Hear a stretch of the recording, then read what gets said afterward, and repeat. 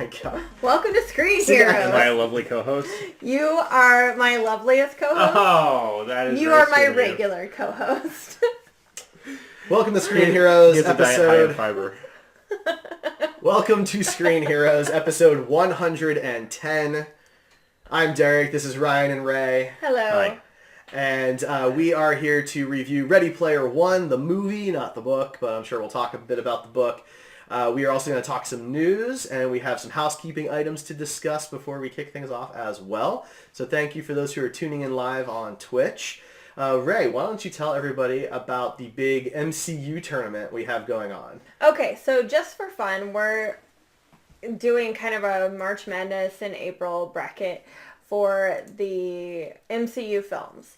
Go ahead and pick your favorite every single day, which one you think is the best movie. Every day there are new mashups against each other, and you can choose which one you want on Twitter, Instagram, and Facebook. So you can go check those out now. The polls only last for a day, so try to get your vote in as soon as you can. And we'll announce which film wins everything right before, I guess, Infinity War happens. Yeah, we are kind of sending updated brackets as we finish each round. Yeah. You know, so the first round was really short. It was just 2 matchups, 4 films. Well, when you only have 18, the bracket looks weird. It's not a does. normal bracket. So Yeah. that's how when I used a randomized generator for the brackets. So I just put in the 18 films and it funneled it through. That's all I had to do. Cool. So the first 2 matchups are done. So that was, let's see, Iron Man 2 beat out Incredible Hulk. the Incredible Hulk. And then Thor the Dark World lost to Guardians 2. Guardians Volume 2. Okay. And then we do know that Thor Ragnarok beat Ant-Man. Yes, Thor Ragnarok moves on to the next round. And as we're recording this, the voting is still barely open for Captain America, the First Avenger versus the Winter Soldier. But it looks like the Winter Soldier is probably going to win that one. There's a big surprise. So It's shocking no the one. superior film. But we'll have to tally that up officially, of course, after the polls are closed. If you're on Facebook and any of those posts say that they're going for more than a day, that's a mistake because Facebook, for some reason, defaults to a week instead of a day. But we're only counting the first 24 hours or so. You know you don't have to point out every time we make a mistake. I just want people to be aware if they go back and try and vote on one that's already completed. I don't want anybody to be confused. So... in other news, we are actually going to be at an event here locally in Kansas City coming up on Wednesday, April 25th. We'll be at the Gathering of the Geeks, which is put on by GGKC. They focus a lot on video games and esports in the Kansas City area, but Gathering of the Geeks is just geek and nerd culture in general. It doesn't have to be video games. So we'll be there putting on a presentation kind of talking about what the Heroes Podcast Network is, some of what our shows are about, and different things about things that we have planned coming up.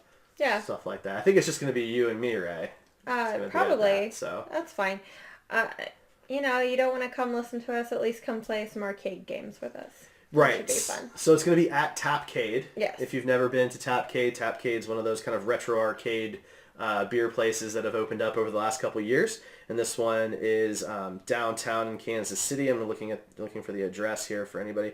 You could just But put you it in could the probably comments Google it. later. Okay, I'll put it in the comments. That's Yeah. fair. Yeah, but there's a Facebook event, Gathering of the Geeks #2. We will be there as one of the presenters. Other presenters will be there as well. So come check us out, say hi.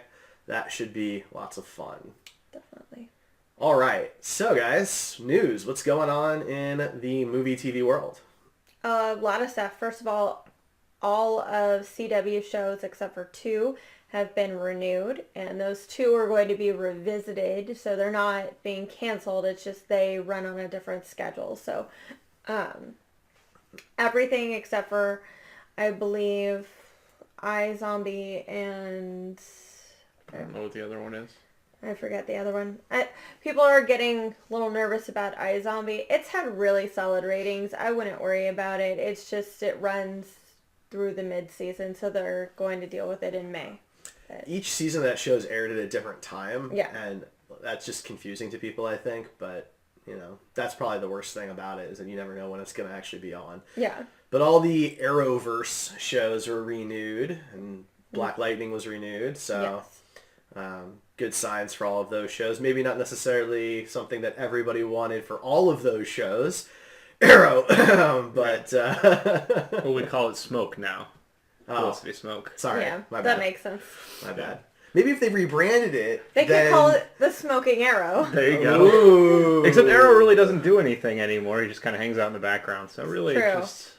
he's a supporting character. He's Felicity's arm candy. Yeah. So Someone has to be. Felicity and I Friends. guess so, yeah, basically. Okay. Fair enough. I was excited to see the other shows be renewed. Yeah, I mean, Flash hasn't been great this season, but it's still leaps and bounds better than Arrow. And Legends is the best of all the CW shows this season. Yeah. To my surprise and a lot of other people's, after last season's kind of less than stellar performance. But this season has been great. I look forward to seeing that one every week. Flash and Arrow, I just watch because I feel like I have to. For when they all cross over. Yeah, exactly. And because we've been with the show for 5.5 seasons or whatever, you just kind of feel obligated to stick with it. I get that. I have a hard time giving up. Right, because there's always hope that it'll rebound and go back to what it once was. Yeah. So, I get you. It's sad. I keep hoping that it'll happen, but I know deep down in my heart that this is not just a fever dream that Oliver's having, that he's going to wake up from and the show's going to be good again.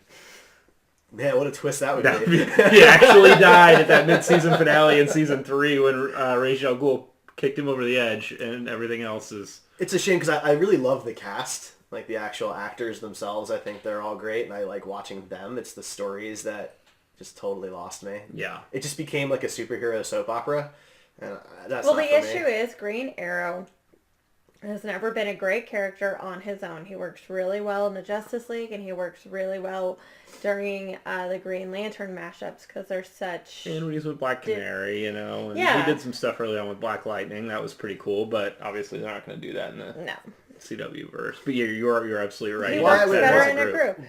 Why not? They're not in the same universe. I mean, neither is Supergirl. Yeah, but So- have you watched Black Lightning? I know the answer to this. Not yet. No, I have not yet, but I'm just saying, they also said that Supergirl was never going They to did cross say over that. either.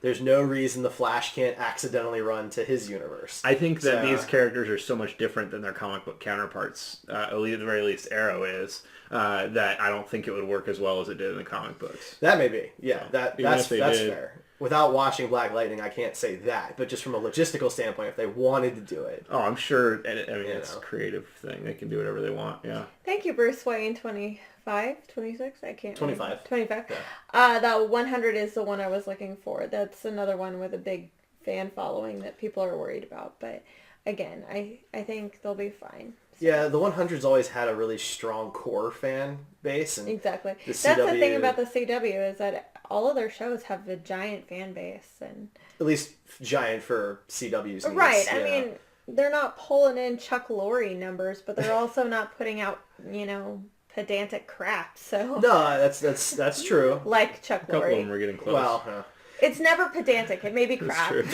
it's never pedantic. shallow and pedantic. All right, so in other news, Shazam Suitgate 2018. Shazam watch. Zachary Levi did I think an Instagram live stream, something like that, or Twitter live stream, one of those. Anyway, somebody sent him a message and literally just said in all caps, "Why the crap suit?" And I mean, that's well thought out. yeah, it was great. And he basically said that, "I'm sorry things are going wrong for you in your life. I really like the suit, and I think it's awesome looking." Or no, I think he said "boss" or something like that. Oh, I like but that.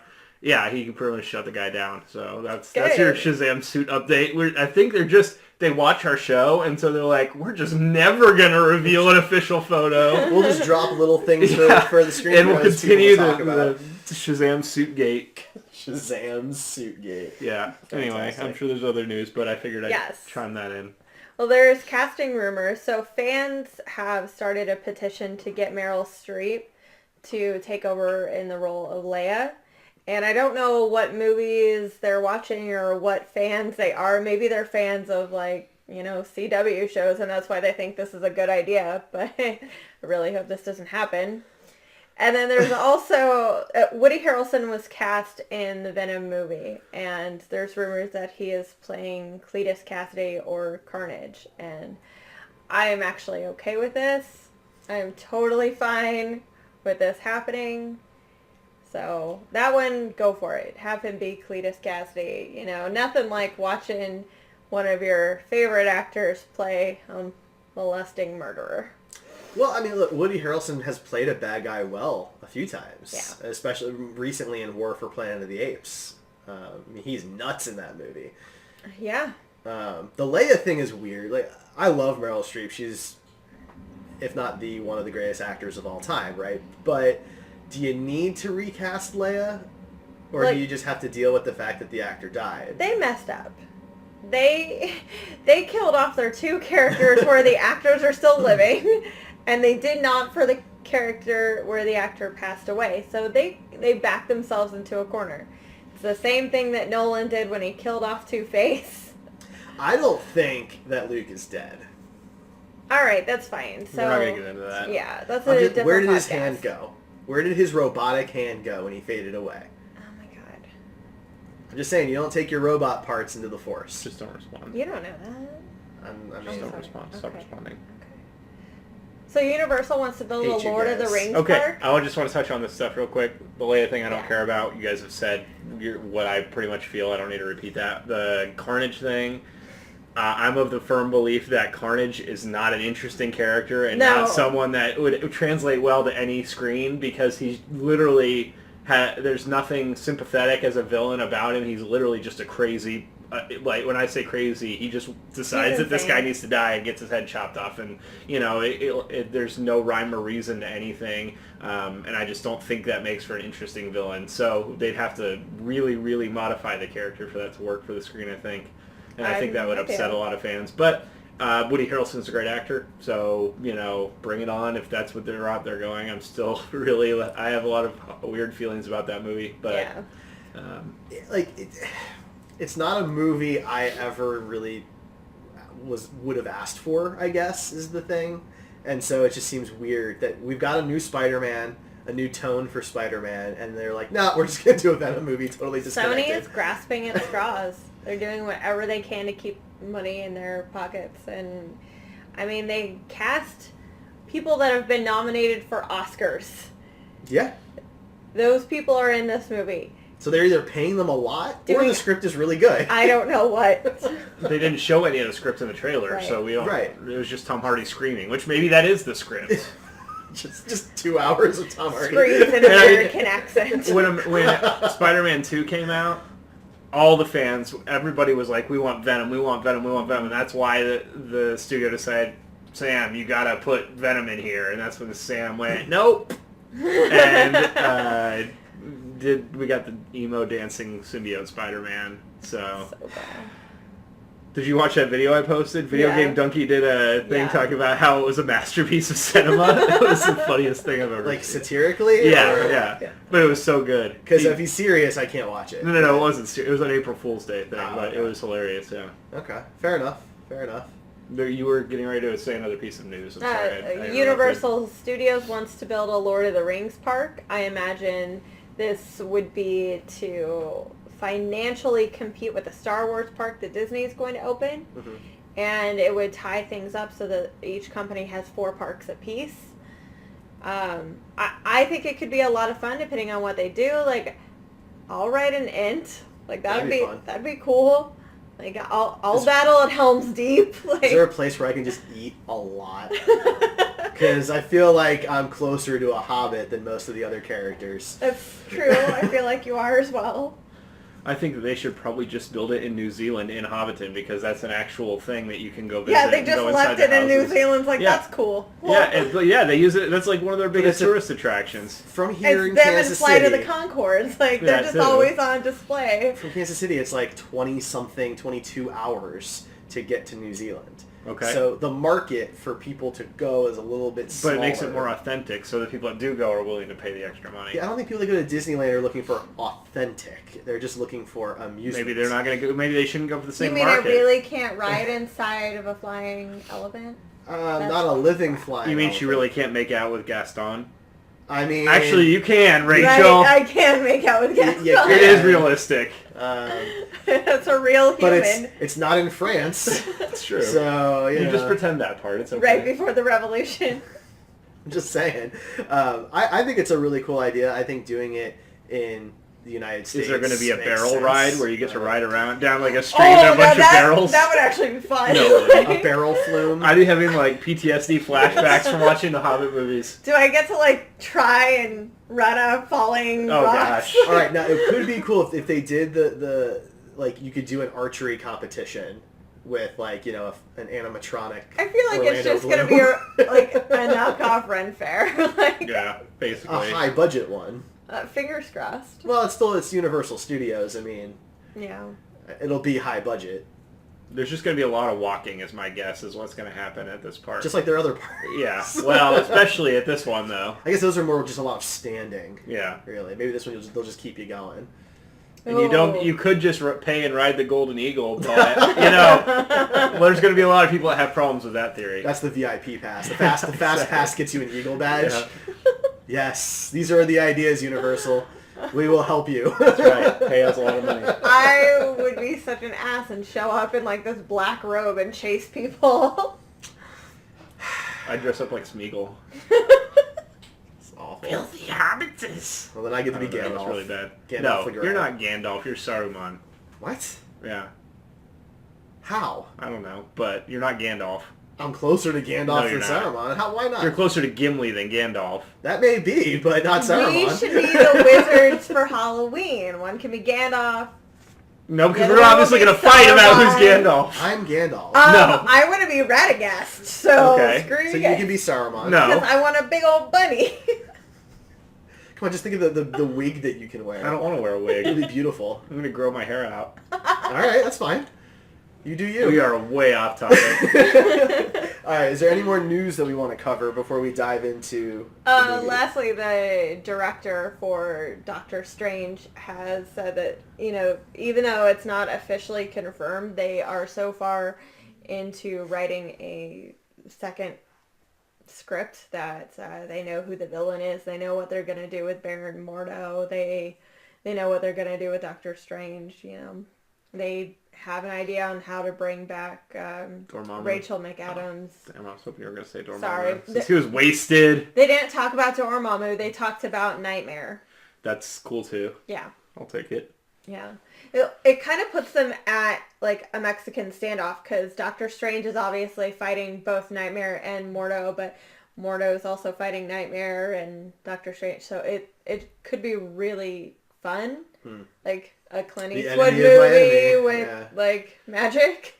That's cool. I'm good with that. Yeah, it could be a lot of fun. I would be very excited to see another Doctor Strange movie. We just rewatched it to kind of, you know, prep for Infinity War. It was the first time I had seen it since theaters, and I really liked that movie. So the special effects are super cool. They did a really good job with all of that. Tilda Swinton was incredibly miscast. Yeah, but I thought, given that she did the role, she was fine. Well, of course she's fine. Tilda Swinton's, like, never not fine. Right. That's all I meant. Okay. That's fine. All right. Let's talk Ready Player One. All right. So the numbers. We'll start with the numbers. It did fine. It was number one at the box office. Brought in a little over $53 million domestically and $128 million internationally. So over 180, over 181 through the weekend, which is a good opening weekend. Over its budget.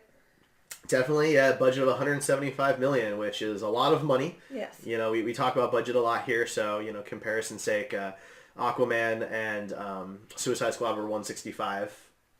Civil War and BVS were $250. So there's just, you know, some comparison sake for budgets. So, you know, it did fine. Black Panther slipped to number 3. It's still making money. It made another $17 million. Yes. This week in its 7th week in the box office, which is amazing. It's getting close to $1.3 billion now. If this movie had failed, if Black Panther had been, say, middle of the road or towards the bottom end of their money-making films, this would already be out on Blu-ray and DVD. We would see it, you know, a lot closer to Infinity War, but that's not going to happen. It's still being shown in over 3,000 screens, right, which is more than some movies ever get, let alone in its 7th week. Bad news for Pacific Rim Uprising. It dropped to 5th, which doesn't sound bad, but it made just over $9 million in its second week, which was almost a 70% drop. It was like 67% and change. That sounds awful. So it's not doing well here. It's doing fine internationally, kind of like Warcraft did, but people are not really going to see it. So those are the numbers. There wasn't really a lot of other competition for Ready Player One with nobody. So what was number 2 then? Yeah. Sorry, I can look that up here in just a moment. Number 2 was Tyler Perry's Acrimony. Oh, okay. Which brought in 17 million. Oh, I'm sorry. Black Panther was 11.4, not 17.4. I misread it. But it was still number 3 there. So, but that's the thing. Like 5 movies opened this weekend. The 2 I just mentioned, God's Not Dead, A Light in the Dark, Boggy 2. I'm sorry if I'm pronouncing that wrong. Don't even. And Finding Your Feet. The last 2 did not even make $1 million combined. So, not a whole lot of competition when the number 3 is in its 7th week in the box office. So, Tomb Raider's still in the top 10. It's at number 7. Wrinkle in Time's at number 8. So, March was a packed month. It felt like going into it, but we've never had one full month where we did a review every single week. Yeah. This was our first one. And I got to tell you, I didn't love it. Yeah, it was a lot of pressure having to see a movie every weekend. Not gonna do that again. So, I want to enjoy it and not feel too pressured. So, like Tomb Raider, I saw on a Monday night, very late after I got back from a trip. And we did that last night. We went and saw Ready Player One. So, we'll ease things up. In April here, we're only doing Infinity War. Yes. So, and I think in May we're doing Deadpool and Solo. I think are it in May. Yes. So, we're only doing 3 in those 2 months instead of 4 in a row. Like we did in March. So that'll be better. But all right, so let's dive in a bit on Ready Player One. Rae and I listened to the audiobook, which is narrated by Will Wheaton. About 5 months ago. Back in, I think it was October. Ryan, did you read the book? Okay. So we have two different kind of backgrounds on that, which is good because I think the movie was probably received differently by those 2 different groups of people, those who read it and those who didn't. And to be fair, Rachel has a very different opinion of the book than you do. That's a very good point. So maybe her opinion will be different than yours. So yeah. I'm sure you know what her opinion is, but yeah.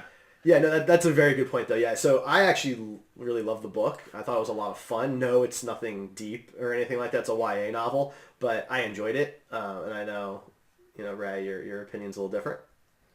I believe that all it succeeds in doing is throwing a bunch of nostalgia at people, throwing flashy, shiny things at you. So you overlook the fact that the characters are undeveloped, that the world is not fully comprehended, and that the author had a half-baked idea based on stuff that he loved as a kid. So that's just my opinion. Well, yeah, that's what we do. So, where would you guys like to start as far as the movie is concerned? Don't we do our spoiler-free? Oh, I'm sorry. You're right. You're absolutely right. Spoiler-free take, Ryan. I enjoyed it. Of the 4 movies that we have reviewed this last month, it was my favorite. Really?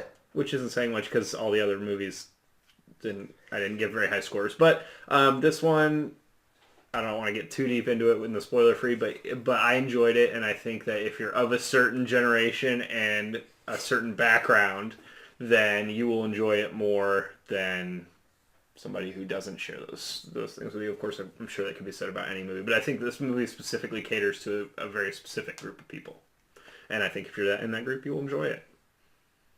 Rae? I hated it. I wouldn't watch it again if you paid me. I'm not going to watch it if it shows up on TBS ever again. I would rather just drive to Spielberg's house and slap him in the face. Ask for my money back. Wow. If someone wants to pay me to rewatch the movie, that's totally fine. Off the top of my head, I'm having a hard time thinking of a movie that I wouldn't take money to see. I don't think I've ever seen anything that bad. But I was disappointed in it. I don't hate it by any means. If it shows up on TV or Netflix and I don't really have anything else going on as a background thing, I think it's fine. I didn't find it offensive in any way. But I was disappointed in it.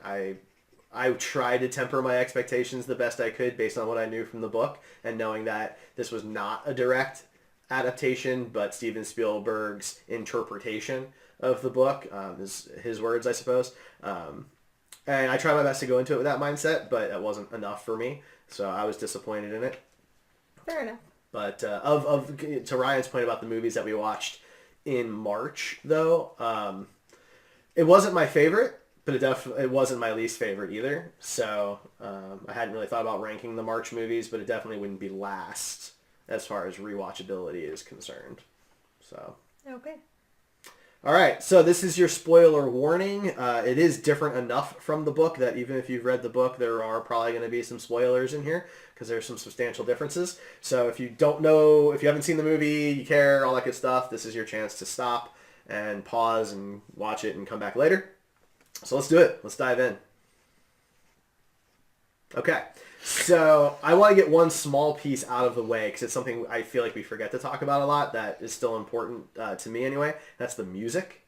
I was really disappointed in the total lack of any real memorable music in this movie based on the book focusing on 80s music very heavily and it being a big part of Holliday's life and a big part of the Gunters' lives and things of that nature, the trivia behind it. So to have really nothing was disappointing.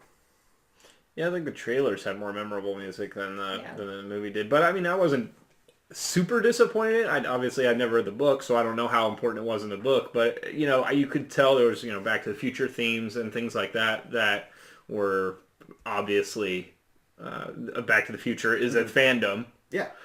In this movie, so I mean, it was fine. It wasn't. I wouldn't say it stood out that it was great, but it also didn't stand out as being terrible for me. So. I was pretty okay with it. Rae, any thoughts? I mean, Hall & Oates playing over the credits was the most memorable piece of music in the whole thing. And, I mean, Hall & Oates are great, but they're definitely not the definitive band of the 80s. So that... Not quite. I mean, if you wanted to play off the Back to the Future, you could have had Huey Lewis. I know how... I would have been okay with that, right, yeah. I know how More much than okay Ryan with that. loves Huey Lewis.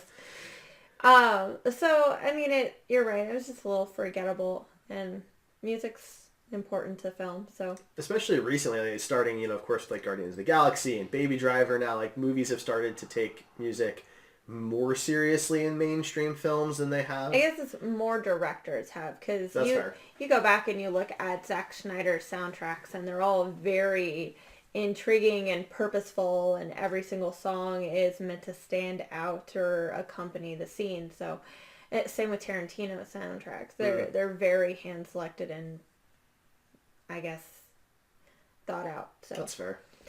More directors are doing that, and it's no surprise to me that Edgar Wright's one of them, but Spielberg's not.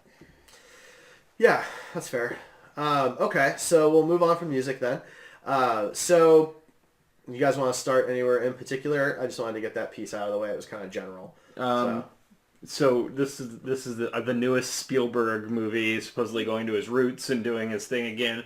And I kind of wanted to bring up the point that I feel like he had a contract that said he only has to direct 17 minutes of live footage, and that everything else is just going to get done by the computer, so he doesn't need to worry about it. I, too, felt like he had an agenda, but I feel like that's the same for his entire career. Like, to me, his better movies are the ones where he doesn't have to rely on a lot of other things, like CGI is one of them, but... I mean, Jurassic Park, but... there's only 8 minutes of CG or whatever it is. Yeah. But that's a movie that everybody uses as a milestone for CG. It's true. I guess animatronics, but... I guess Spielberg's entire resume to me just feels like he's knocking things off the bucket list. Like, it doesn't feel like he makes movies because he loves them anymore. It feels like, because even now he's talking about doing Indiana Jones 5, which feels like a paycheck to me. And then he wants to redo West Side Story. But is this a bucket list thing to check off? The book's not even that old. This isn't like one of the great American novels or something like that. No, I don't think Ready Player One is the bucket list. I think doing, a film in 90% mocap could be one of his Gotcha. I guess he hasn't really done that. It didn't feel like a Spielberg movie, if that makes any sense. The last 15 minutes definitely did. Maybe the last 15 minutes did, but I think by then it already kind of lost me.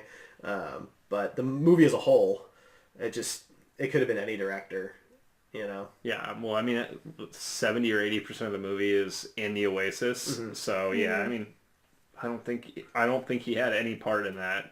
I mean, that's interesting. I don't know. He is the only one credited as the director, so somebody had to run. I'm sure he made decisions, but I'm sure he was presented with things, and they were saying, "This is how we're planning on doing it. Do you have any other ideas?" And so it was something along those lines. I can't imagine he's not been one to do this much digital work before, so true. It seems likely that he was mostly just signing the paperwork and having them do their thing. Well, so then let's talk about the CGI work, since that's kind of the main focus of the film is in the Oasis. You're in a pretend virtual reality, and things don't have to look 100% sharp. Things don't have to look real. Some things can appear more realistic. Uncanny Valley is okay. Yeah, exactly. Some things can look, I guess, more polished than others, more realistic than others, and I will say that's the thing. H looked much better to me than Parzival and Artemis. The two of them looked like they were, sculpted perfectly for dolls, and so. Yeah, I found the CGI effects to be the best part of the movie for me. I thought that was the area that whoever did that work, that was the best work. The opening race with King Kong looked awesome. Everything going on outside of the race, like what was happening during the race, looked really good. And I liked it a lot.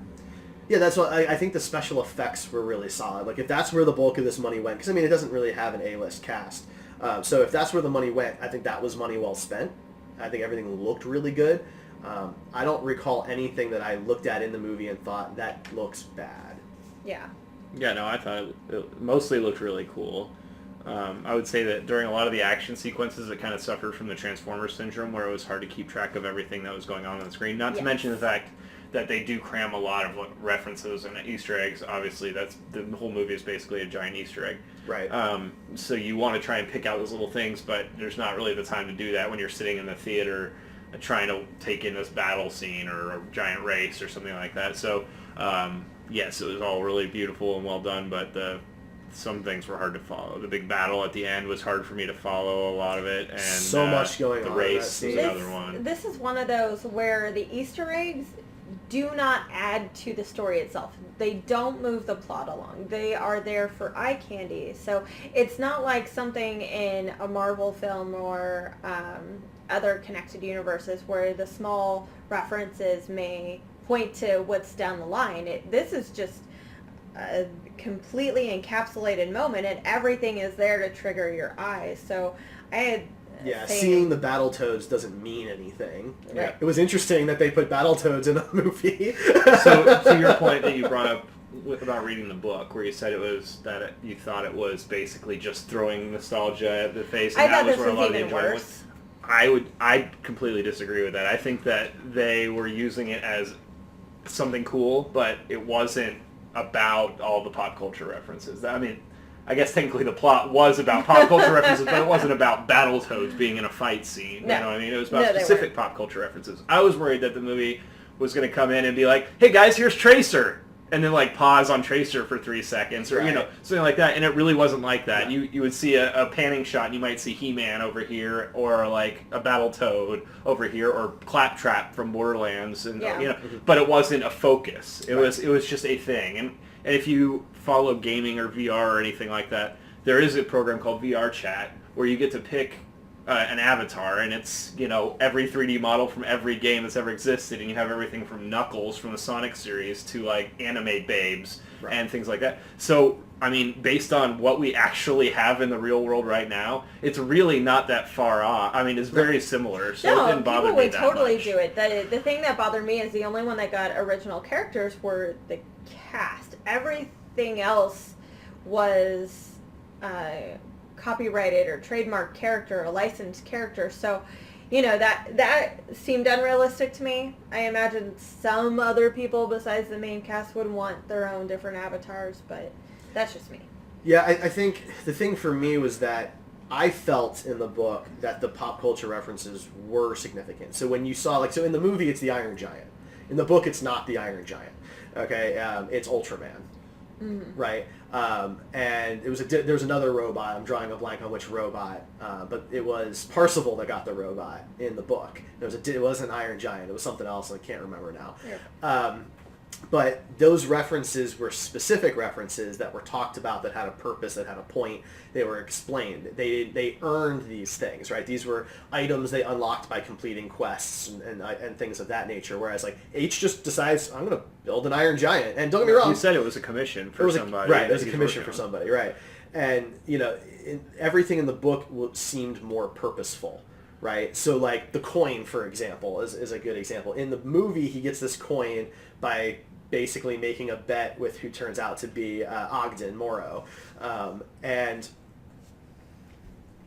yes, the robot butler, and you know, he just kind of offhandedly wins this bet and gets this coin that is a huge turning point in the film that the book really focuses on quite a bit. But it's like, everybody's dead and loses, and IOI then's going to win because they're going to send more people in. Oh, but he's got this extra life. That's what wins the day, right? And so how he gets that in the book is really difficult. He doesn't really know what it is. He can't, like, it's in his inventory. He's not allowed to get rid of it. And it's like this piece that follows him along through 2/3 of the book almost. And at the end, at the last moment where you think, like, everything's over, you think they've lost, and this thing comes back into play. And so all of those pop culture references that are in there, whether or not you enjoyed them, they weren't part of the holiday story and about the Oasis story and why the challenges were significant. Absolutely true. That's my issue, is that the challenges didn't...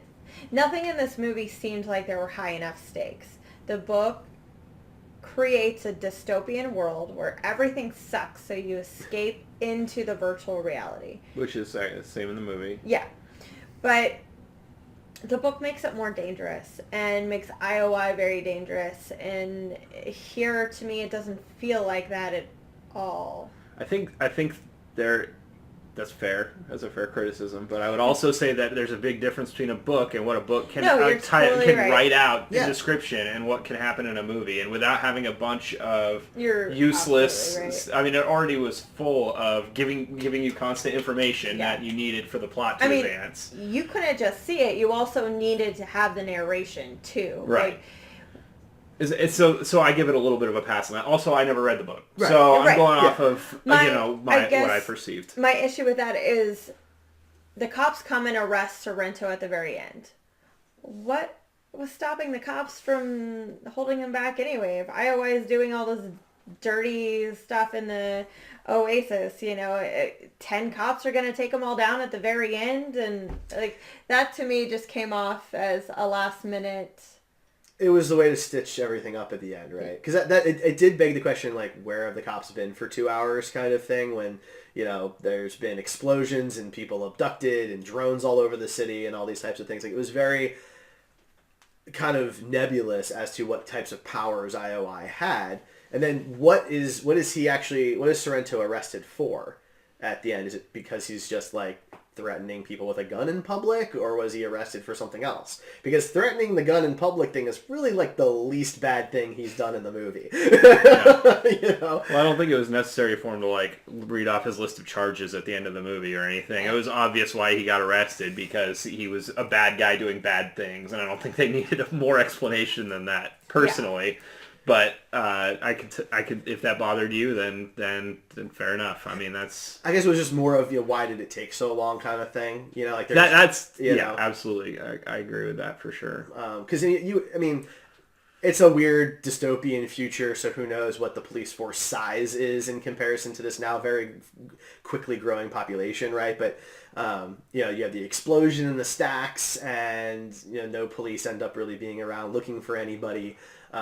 You would think at some point there would just be more of a police force in that area, because it's all very close together. Do they cover that in the book? So they talk about the police force in the book? So in the book it's incredibly different, so I'm not drawing that comparison. Okay. Because he's not in Cleveland in the book. Columbus. Okay. Columbus, excuse me. he's not like they're in different locations and he has to go to where IOI is in the book. So they totally changed that and that's fine. They wanted to consolidate it and having it geographically closer makes things easier, which is fine. Like that doesn't bother me. But the book is just handled drastically different. And if I remember right, cops never show up in the book ever. So and when we read the book, I was just under the assumption that like IOI was essentially acting as the law enforcement when it dealt with these types of things, because there was no other sign of law enforcement, which the movie had me feeling too. But once you show regular cops, then I actually ask, well, then where have they been? Is kind of the thing, because it just seems like otherwise IOI has unlimited power. So what changed? What was the tipping point? Yeah, you know. But I think my biggest problem with the movie is that everything's very glossed over. So there doesn't seem to be nothing seems substantial. Like why is Halliday important? Why are these people gunters? What does that mean to anybody who doesn't know what that word means? Like I know what the word means because I read the book, but let's pretend I didn't, right? Why is it important to be a gunter? They explain that in the beginning in the exposition. I mean, kind of. There's a whole 8-minute monologue about that's all exposition about this stuff. There is some exposition. That's true. I just didn't feel like it really went into the detail needed for somebody who didn't know the universe. Like why I didn't have a problem understanding it, and I didn't know the universe. So let me ask you then, what was the significance of the race as a challenge? What was the significance of the race? I don't think there was significance to it in the movie of the race specifically. I mean, obviously. See, that's the problem though, because the next two challenges are about how well do you know Halliday? How well do you understand him and know his history, right? Because that's how they pick The Shining, because they know that it's his favorite scary movie, yada yada yada yada, right? So the race is totally disconnected from Halliday. Why? Well, I mean, they had already, all they say is that they found, or that the race had already been discovered, and that was the first puzzle piece. And maybe Halliday, in this Easter egg, it's not unheard of for video game designers to have the first part of a multi-step challenge be fairly easy to find. I know in Borderlands and things like that, I know you haven't played those, but I'm sure you play games that are similar enough. You can literally get a quest for the first part of an Easter egg, and from there you have to discover things yourself. But so that wasn't a problem for me. But the race, you're right, it was not significant in any way really to Halliday, while the other quests were. But I would say that I would rather watch this race than watch him play joust against somebody, which it was in the book for the first challenge. Yeah. Well, but see, that wasn't the only part of the challenge. He has to go through a dungeon that's got like Indiana Jones style traps, which would have been cool. But then it would have been very anticlimactic watching two people sit there play joust for the Atari. I mean, I think there's ways you could have spiced it up, and they did. Well, I don't think taking a dungeon that you had to not only locate. Look, I would have loved to have seen a dungeon. I thought when I heard that that's what the first challenge was in the book, that it was like a Dungeons and Dragons style. That would have been really cool. But I wasn't disappointed in the race either, because the race, as Rachel said, was actually pretty cool. And despite it being different than the book, it was visually interesting. I mean, it was entertaining, and I wasn't trying to compare the race to the first challenge in the book. I was trying to compare it to the other two challenges in the movie, because the other two challenges in the movie are a lot more intimately connected with Halliday. Sure. And if the first part of the challenge to find the race was, I mean, I guess we could speculate on that, but I don't know. We won't know, right? Because it's not in the movie. So I guess that's really where I'm coming from, is that it just seems just disconnected from the rest. It seems like it has nothing to do with the rest of the challenges. Whereas, the whole idea of the Gunters is to know Halliday. Like, that's what they have a PhD in, right?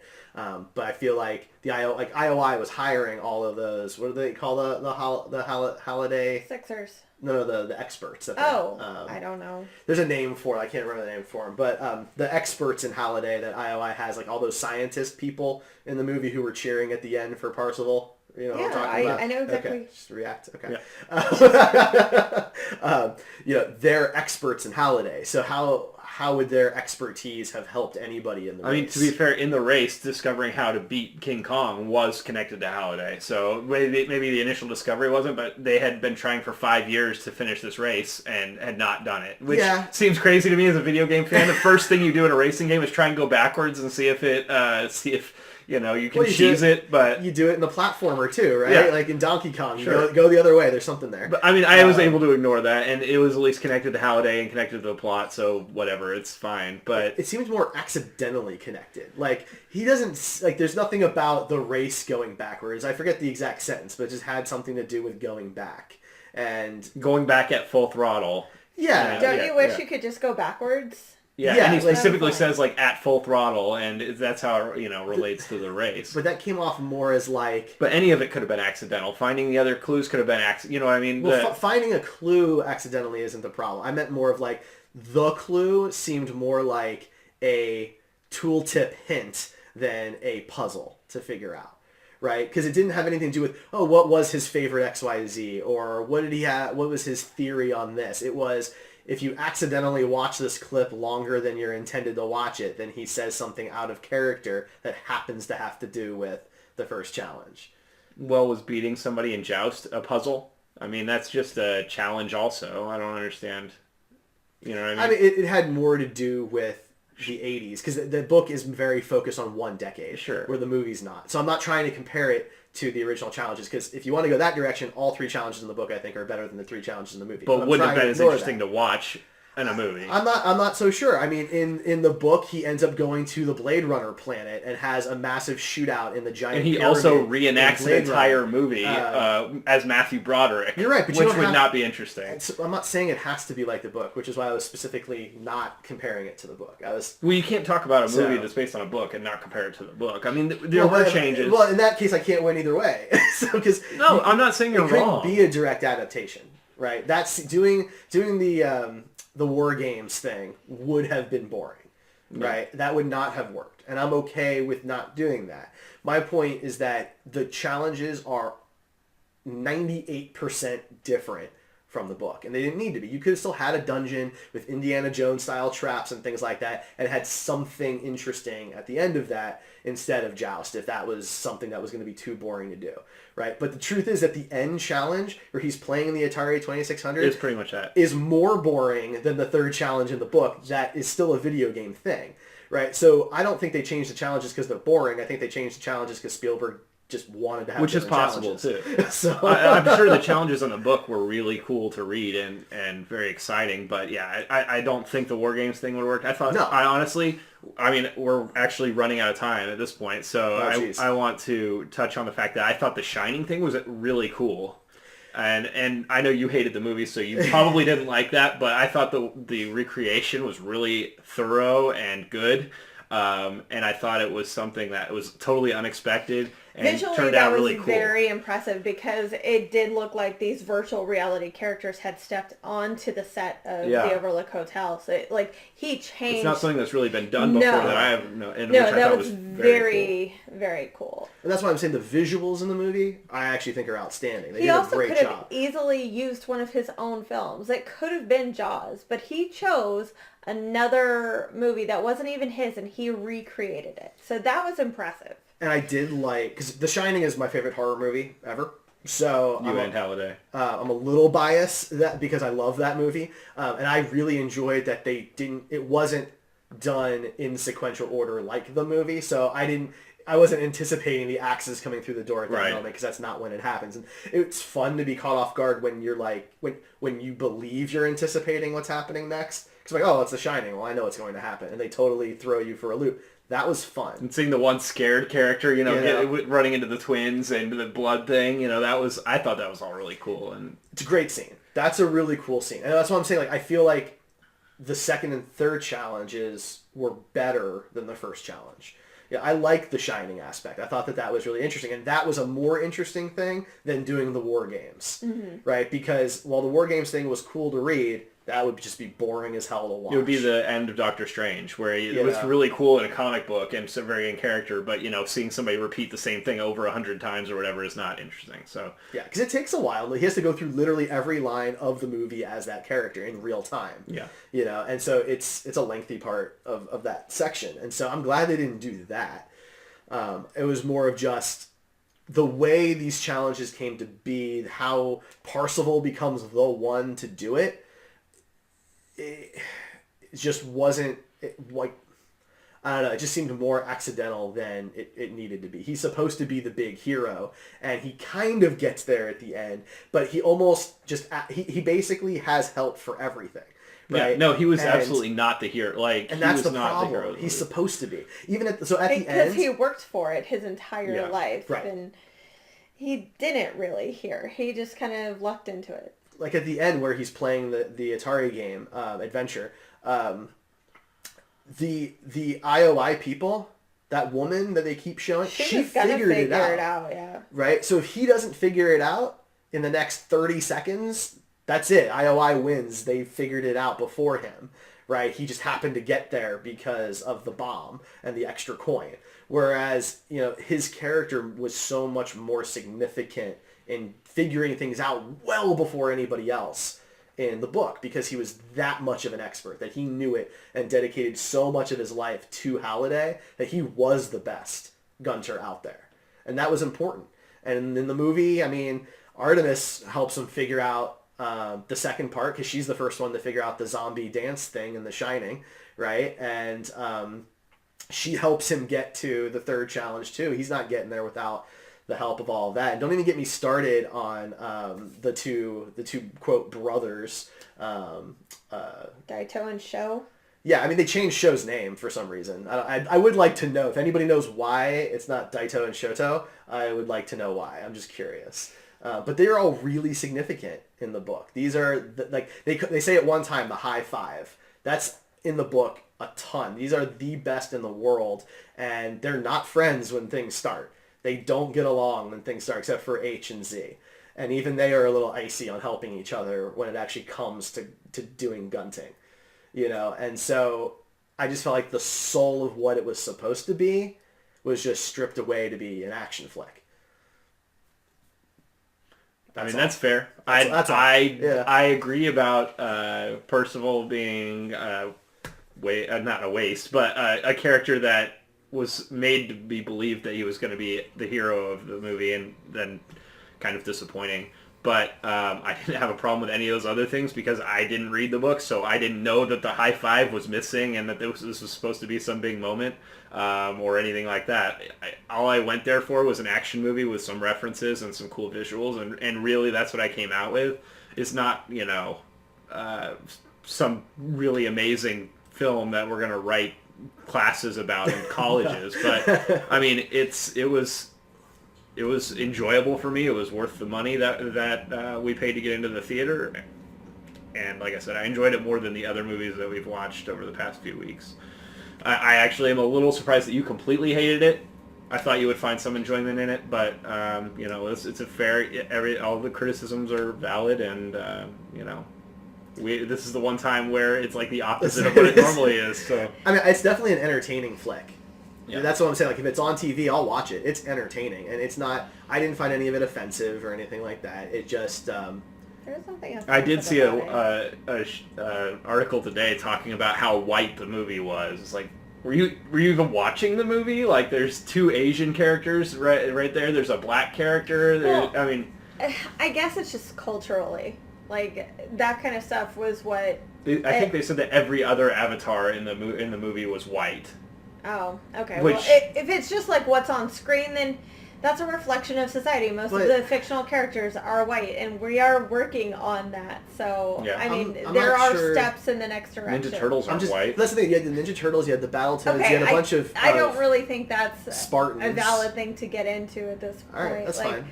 We're three white people. We really don't have a lot to say on it. I didn't count. I will say most of them were non-humanoids. At least for me, it's very male-driven. That's true. It does not appeal to me at all. It felt like a giant sausage party. All the girls were written by men. And the girl was literally like the prize at the end. Yeah. It wasn't like getting control of the Oasis and all the other stuff. This one chick. Also, I want to touch on this, and I talked to my girlfriend about this after the movie, but she's telling him, oh, you won't like me, I'm not the same, I'm ugly in real life or whatever, and then he meets her and she's got like this really faded birthmark around her eye and is otherwise a very attractive woman. It's like, really? So that's from the book, but they meet in very different ways. Yeah, This they don't meet fine, until the very end. Still, it's like it was just weird that we're supposed to believe that this chick is going to be not attractive, and then he meets her and she's just got a little bit of hair covering her eye because of a very faded pale birthmark. Now, to your point, Ray, this movie had twice as many women in it because they created a brand new character for IOI. That was a woman. So, because Artemis is the only one of any significant. I guess the aunt, right? I guess that he lives with. And H. Yeah. Oh yeah, H. I'm sorry, H. Yeah, my mistake. H is played as a male in most of the story, so that's my bad. Like because of H, because of Artemis, it could have been really cool to touch on the gender roles in this, and again, it's just looked over. Like they had the material for a really deep, dark story that goes through and talks about poverty and class systems and gender, and it wasn't there. It was a shiny, sparkly sausage party action film, and that's just not for me anymore. There's been too many good, deep action films for me to give a pass, especially to one of the greatest directors of our time. Like, it's just, that's just me. It feels superficial. I mean, Artemis was better in the book. Okay.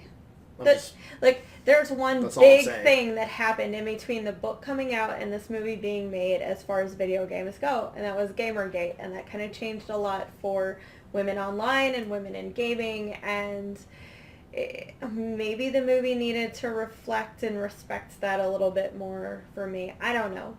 I'm not here to draw comparisons because I really don't like it, and I don't want to have to revisit it, so... Okay, so you heard it here, folks. Never speak of Ready Player One. I do want to ask. I'm kidding. I'm just kidding. I do want to ask you guys, what age range do you think this movie was made for? What was the specific? It's a YA novel. I understand that, but I'm saying the movie. My 10-year-old niece absolutely loved it, so I would say 10-year-olds. I was gonna say like 8 to 16. So why was so much emphasis on Atari and stuff that was not around at all when these kids were the parents? For the same reason Pixar has adult jokes. Right. But those adult jokes are like a little thing. One of the end of the challenges was literally at playing an Atari game. Well, so I have a theory about that, and that is, again, I don't think they really knew that's in the book. Like, the last challenge in the book is he enters this room, and there's not one Atari 2600. There's a bunch of classic consoles, and he not only has to figure out the right game, but he has to figure out the right console, and then figure out what to do on the right game on the right console. So it takes a while, and I don't think they knew what to replace it with. So they just scaled it down. Well, they couldn't use any Nintendo products because they do not let people in their films or use their It's very stuff. expensive. Exactly. Yeah. Like, it doesn't get passed out to everybody. So, like, that was the problem with Wreck-It Ralph, is that Wreck-It Ralph was supposed to have Mario, not Bowser. Bowser's a hell of a lot cheaper than Mario. But, yeah, they use Bowser and they use Sonic to do the whole if you get killed outside your game thing. And when that was supposed to be Mario. Right. Exactly, but Sega's a lot cheaper. So, so I think they didn't really know how to finish it. So they basically watered down the last challenge, and last challenge isn't really any different or more interesting than the book is. I think if anything, that's the only challenge that the book is more interesting. Yeah. From a visual perspective, because there was more going on. I just don't think they knew what to do and how to replace it. That was entirely possible. Because they kept Halliday as an 80s icon, as like that's who he is. He's an 80s person, right? Because you show his room and it's all 80s stuff. So they didn't change who Halliday was, but they wanted to update all of the other references. Yeah. Right? Yeah. So you have Halo and you have Overwatch and Deadpool and Harlequin, but you still have Halliday who doesn't care about that stuff. He cares about the Atari 2600 in Boston. If you aged it up 15, 20 years where, it's all about the PlayStation. And I like that. Obviously, I'm a sucker for the 80s. You but are? Yeah, I do think it would probably been more relevant. Like right now, for me, it seemed like it was a little confused as to who the demographic was. Superficial movies are great for kids because they are there for the shiny and... Apparently I'm a child. No. I didn't mean that. I think that if I hadn't read the book, Okay, I probably would have enjoyed it more if I hadn't read the book, because I know the potential that the story has from my perspective. But I think you're right. I think it wanted to keep Halliday as the same person he was in the book, but they wanted modern references.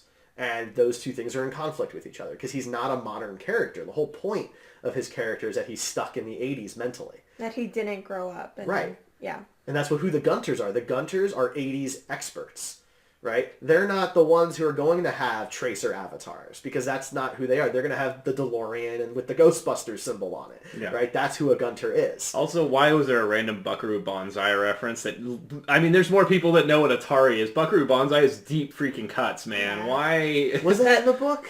I don't remember. It was just so ridiculously random of all the things they could have picked. Give him Marty McFly's outfit, or there's a number of iconic 80s outfits. He's got the DeLorean already. Yeah, exactly. There's any number of outfits out there, but they pick Buckaroo Banzai. I can't remember if that's what he wears in the book or not, so maybe that's what it was. Well, this is just a random nightclub, and in the book that was supposed to be like this big ball party, right? Yeah. And Ogden Morrow is supposed. So Ogden's character is completely. That's another thing that I think was wasted. That probably made more sense in the movie.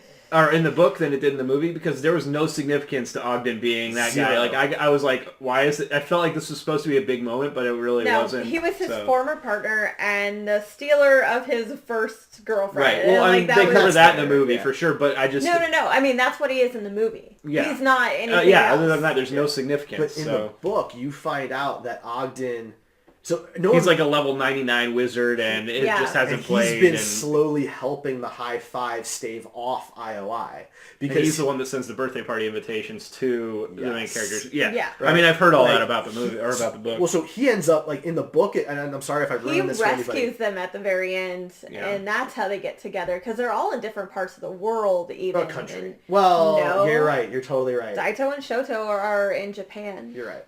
I will say this, spoiler for the books, I'm really glad I didn't have to watch Daito die or really brutal death. Or like a random sex scene. That would have been... Well, but in the book, Daito, the way he dies is pretty intense. Brutal. Oh, yeah. Yeah. IOI basically throws him out of a high-rise window.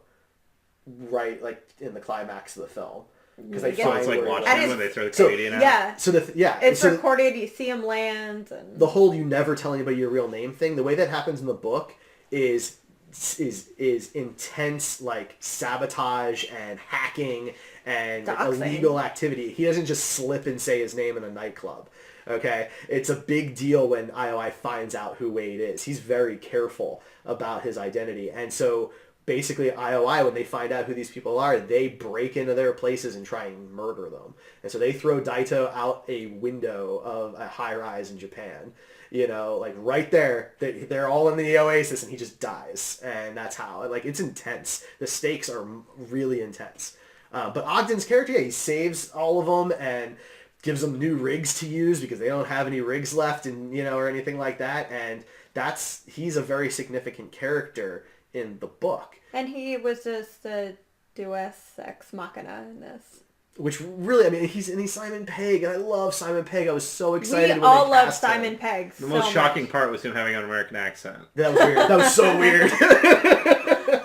Do you guys think Ty Sheridan is now typecast into Cyclops roles? Yes. Yes. The two movies that I know him from, he's wearing a visor in the entire movie. And even in this movie, they gave him the little round things on the side of the headset. I actually heard he's going to be Geordie. And that's the perfect casting. It might be whitewashing it a little bit, but I think everything else because everything else is going to be multicultural, different ethnicities too. I did not make that connection. That's hilarious. I didn't even think about it. He has the perfect nose and lips, apparently, for being a character that wears a headset all the time. The funny thing is the character Wade still wears glasses, and he didn't in the comic or in the book. So did he not? I don't think so. That part I don't remember. Oh well. I did really love the opening of this movie though, when he's dropping through all the things and you see all the different people doing their stuff in VR. You see the one lady that's a stripper or whatever, a dancer. I was very hopeful when I saw that because that was cool. The stacks were really cool. Yeah, the stacks are perfect. Yeah, that is exactly how they were. That really set me up for this is going to be awesome. But I still enjoyed it. But not awesome. It was less than what I thought it would be. But the stacks were perfect. The IOI detention centers were basically more or less what I had in mind. They were actually probably even more intense than what I had in my head. I thought of it more of a cubicle office building with shackles. This was a little bit more updated. But the stuff in between I guess my issue is like I enjoyed the trailer more than I did the movie, and the Willy Wonka theme really like sealed the deal for me. Yeah. And I really got the vibe that this was a Willy Wonka story in the movie. Like about a third of the way I know, I was like, this is Willy Wonka, which is fine. I love Willy Wonka, and I think doing something like this, I love video games, so kind of bringing that stuff in, I thought that was cool, and that maybe I'm giving it a little bit of a pass on things because I have a little bit more of a connection to the source. Not the source material, but what it's based in. You know what I'm saying? Yeah. And I love all those things too. So I wanted to enjoy it, and I didn't have a bad time watching it. I thought I had tempered my expectations enough, and I guess I didn't. I do want to ask you, Derek, because we do have another show on this network called Gamer Heroes, where we discuss video games and things. Yes. Do you think this will lead to an increase in virtual reality headsets or interest in virtual reality in general? Well, I mean, I think that the timing is really solid because both HTC and Sony have lowered the prices and in HTC's case introduced a lower cost model. So I think it's a perfect storm. Which company do you think is going to come out with the bodysuit so that dudes can get hand jobs? There's already a haptic bodysuit in development. Almost all of the technology. Somebody on Reddit went through and figured out all the technology, and they actually had links to everything. Mm-hmm. Yeah, including the omnidirectional treadmill thing and haptic gloves. And obviously the headsets. HTC has now released a wireless adapter for their headset, so you don't have to have a cable or anything. Mm-hmm. Actually, I don't know if it's been released, but no, but yeah. So, I mean, do you think this is going to lead to an uptick? I think it absolutely will. I think that with the cost of VR going down, games continuing to be released, and this being a pop culture thing, people will absolutely be going out and doing that. Now, maybe there would have been more of a tick if this had been closer to the holidays, and everyone would just be running out and buying PSVR for Christmas and whatnot. Yeah. Obviously, that's going to temper down a bit in the next 6 months before the holiday season. But I definitely think that VR is going to become more popular over time anyway, and this was only going to help that. Do you think that there's going to be a race for a company to come out with an Oasis-style game? I think that it's something that... You already kind of have some of the elements. I mean, that's what an MMO was supposed to... that's the end goal of an MMO, right? Yeah. You're taking on a character and you're living in this giant, expansive world where you can do anything within its boundaries. That's what the Oasis is. The Oasis is the culmination of what an MMO is supposed to be. I only think it's a matter of time before something like that exists. I think the Oasis, what it is, what the movie showed it to be, what the book showed it to be, is amazing, and I want that. IOI can screw off, but the Oasis, that's pretty cool. So we can only hope that the creators of it are somewhat altruistic like Halliday and Ogden. Like Blizzard and Nintendo. Like Blizzard and Nintendo, yeah. We had that conversation. If anybody in the near future is going to do it, I think it would take a partnership like Nintendo and Blizzard. Or like HTC and Valve. Maybe. I think you need two companies with an insane amount of imagination that do off-the-wall crazy things that don't follow the market. I think that's how you can do it and be successful. I mean, is it Valve? I mean, you mean Steam? No, I mean Valve, the company. They're making a ton of VR stuff. They're making those knuckle controllers that you control your fingers. And someone's going to have to make the peripherals for it. But the actual architecture of the Oasis, I think, has to come down to somebody more imaginative.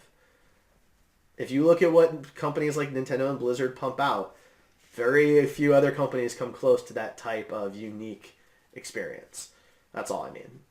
Anybody can look at science fiction and come up with the kinds of peripherals that you need for VR. Yeah, I mean, that company that came up with Portal and Half-Life, they don't have any creativity or imagination. Look, most of those people are not at Valve anymore. That's a fair point. Fair point. That was a different. I won't argue that. That was a different Valve. That's true.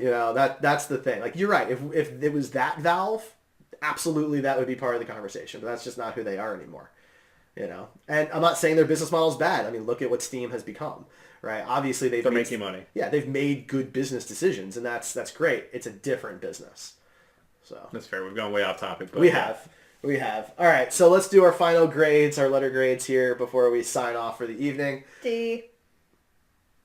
Okay. Well, at least it's not an F. No, it's not. We have on here that Rotten Tomato gave it a 75%. Yeah. Metacritic gave it a 64, and IMDb gave it an 8.0. I'd probably be between Rotten Tomatoes and IMDb. I would probably give it a 76 or a 77 maybe, but that's probably biased from personal, just because I like video game stuff. So, but yeah, I enjoy it. I don't. I actually hope the entire medium goes under. Yeah. Okay. I've never played one in my life. Okay. I'm not. I just have a big connection to it in my background. I wasn't implying that you didn't have any kind of connection. You both did that to me earlier, so just getting you back for it. That's all. I would give it like a C-, maybe a 73% on the high side. It was fine. Like I said, I think it is entertaining. I think that kids will really enjoy it because the special effects are great. Kids are going to buy the toys. At least Artemis and Parzival and H are going to have action figures. And they were cool looking. So, I mean, even from an aesthetic point of view, I'd probably buy them because is there they a Ready would look Player cool. 2, you guys think? Is there going to be a thing? Yes. Ernest Cline is now writing the book, very similar to, Neil Gaiman and Frank Miller. Do you think there's going to be a movie? I guess I should specify. Yeah. It made enough money. There's no reason why it wouldn't. I think it's too early to say that. At this time, it's barely made back its budget. That's fine.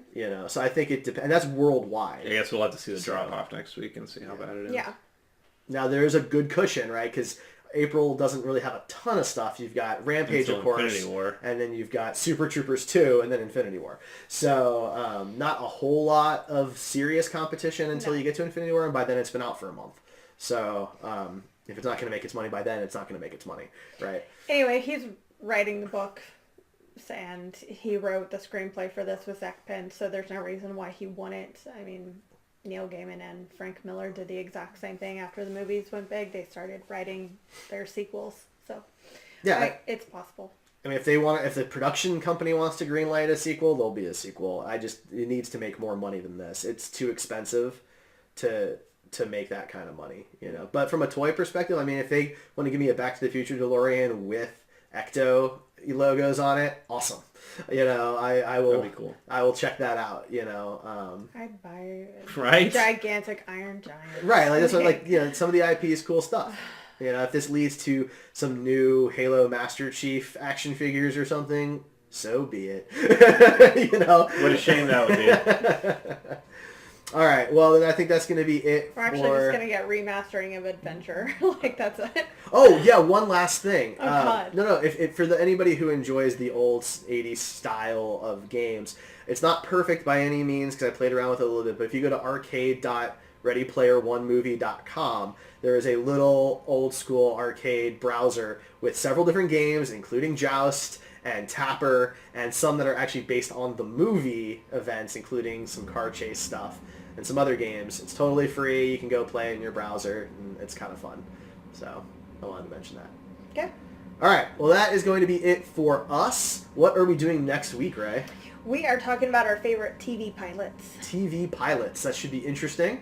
Yeah. Ryan looks very excited. Ryan's also never watched TV before. No, I don't watch a lot of shows, other than the superhero crap that we watch all the time. But... Oh, there's your list. I guess. I guess that's what it's going to be. Don't forget you can join us live Tuesday nights at 9 p.m. Eastern, 8 Central at twitch.tv/Heroes Podcasts. And we are at Heroes Podcasts on Twitter, Facebook, Instagram. You can go to heroespodcasts.com as well. The show is on Apple Podcasts, Google Play, Blog Talk Radio, and Spreaker, so you can find us pretty much anywhere that you can listen to a podcast, drop in the RSS feed, and what have you. I want to give a special thank you to all of our Patreon contributors. You guys are awesome. We really appreciate it. Significant shout-outs to Jordan, Doc Rev, and Trackboy. We appreciate you guys, our top 3 contributors, so thank you very much for all of your support. We will catch everybody next week. Thanks for tuning in.